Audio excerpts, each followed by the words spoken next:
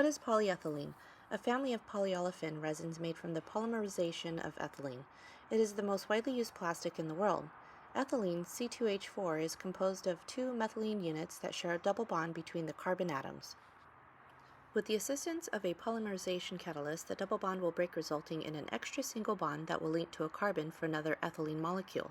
While repeating the process, creating a polymeric, multiple unit molecule, the structure repeating this process in a single molecule creates polyethylene. The hydrogen atoms in the long chain-like molecule are connected to a carbon backbone, and it will produce a high-density branch polyethylene, HDPE, or low-density polyethylene, LDPE.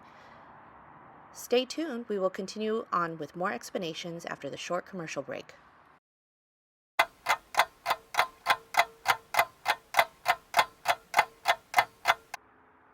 Ever feel like you're in a rush and just can't keep things together?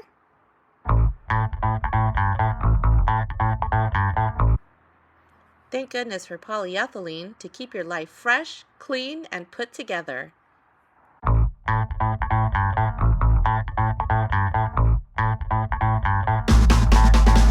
It will always be there to be a helping hand.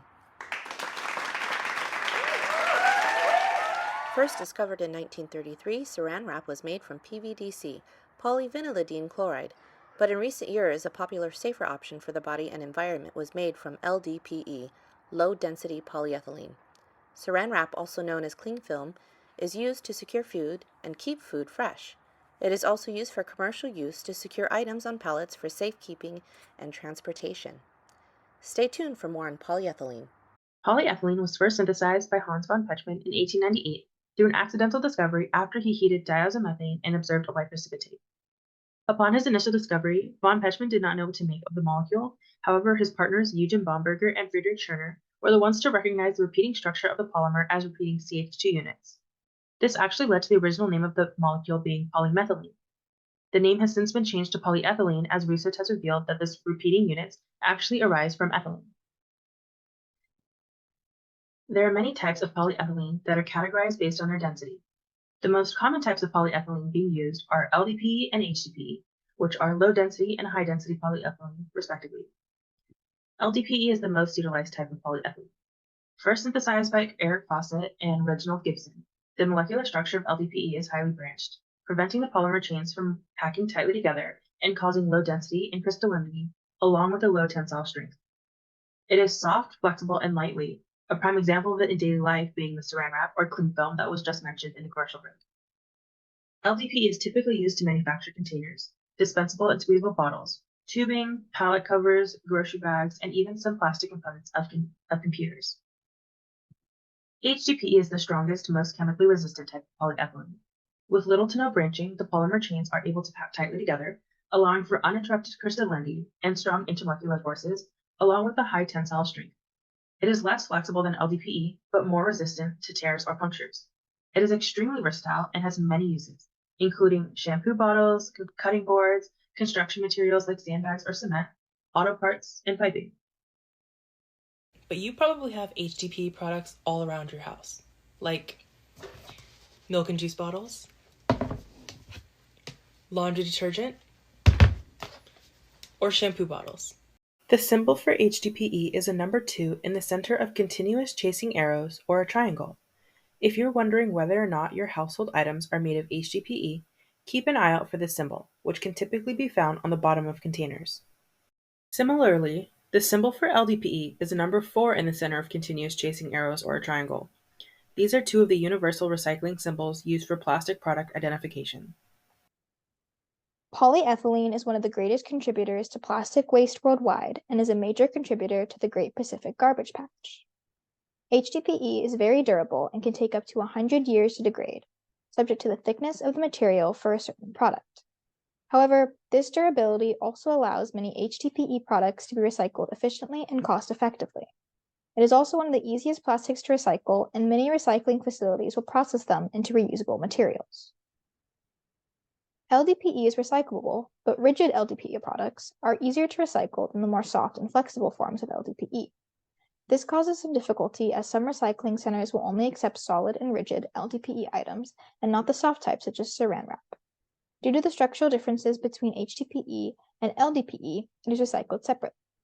LDPE can be recycled with products such as bubble wrap, film plastic, compost bins, and floor tiles, to name a few. Now to dive more into the synthesis of polyethylene. As previously mentioned, polyethylene is made from the polymerization of ethylene monomers, and these chains are produced by addition of radical polymerization. One of the main synthesis methods that is used to synthesize polyethylene is called Ziegler-Natta polymerization. In Ziegler-Natta polymerization, monomers are treated with a catalyst such as mixtures of halides belonging to transition metals like chromium, titanium, vanadium, and zirconium. One common example of this mixture is titanium tetrachloride and trimethyl aluminum. Now, for the mechanism of action. Polymerizations typically include complexes that form between a transition metal and the pi electrons of a monomer. First, there is an insertion of monomers where the transition metals are attached to the end of a growing chain. Once there is a formation of long polymer chains, the CC double bond is also inserted into the titanium carbon bond. Lastly, the chain growth polymerization enters the final termination step where the dead polymers, your desired product, are formed.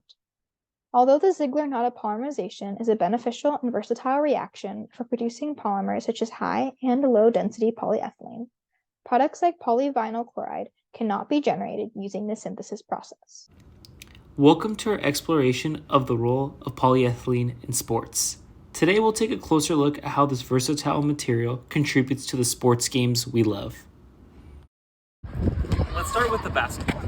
This basketball and many other basketballs contain the molecule polyethylene. This is what gives the basketball its bounce and durability. But polyethylene isn't just found in basketballs. It's also found in artificial playing surfaces such as turf, like the one behind me. Turf fields like the one I'm currently showing often utilize polyethylene fibers to create a realistic and durable playing surface. These fibers are designed to withstand the rigors of intense gameplay while also maintaining their shape and structure. Very important for athletics. Now let's talk about soccer balls. Just like basketballs, soccer balls contain many polyethylene components, such as in the casing. The casing allows it to have resistance and strength against the kicking motion of the soccer ball.